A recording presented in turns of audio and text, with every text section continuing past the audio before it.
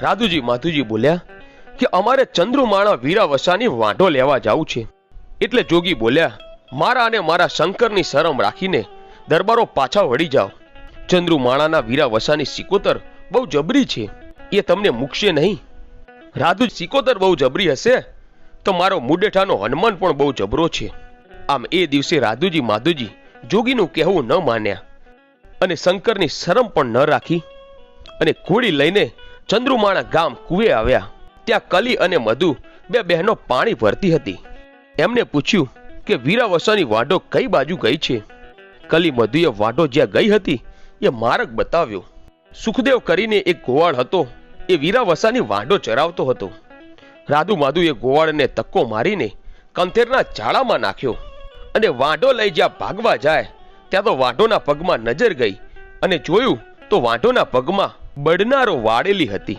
મિત્રો, બળનારો એટલે લોખંડની સાંકળ. આ લોખંડની સાંકળ વાંઢોના પગમાં બાંધેલી હતી. પછી પેલા ગોવાળને બાંધીને રાધુ માધુ બાજુના ગામ જમણપુર ગયા. ત્યાં જીવણ અને લાલા નામના બે લુહાર હતા.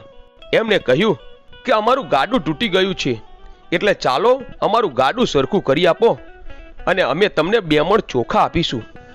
રાધુ માધુ બંને લુહારને વાંઢો પાસે લઈ ગયા. લુહાર બોલ્યા કે ગાડું ક્યાં છે? એટલે રાધુ માધુ બોલ્યા કે ગાડું તો નથી, અહીંયા તમને આ વાંઢોના બળનારા તોડવા માટે લાવ્યા છીએ. લુહાર બોલ્યા કે દરબાર, વાંઢોની બળનારો અમારાથી નહીં તૂટે. આ વાંઢો પર તો સાક્ષાત સિકોતર માના રખોપા છે. વીરાવસાની સિકોતર અમને મારી નાખશે. રાધુ માધુએ કટાર ખોલીને લુહારને બતાવી અને કહ્યું કે અલ્યા, બળનારો નહીં તોડો તો કટારથી જ અહીંયા તમને પતાવી દઈશ.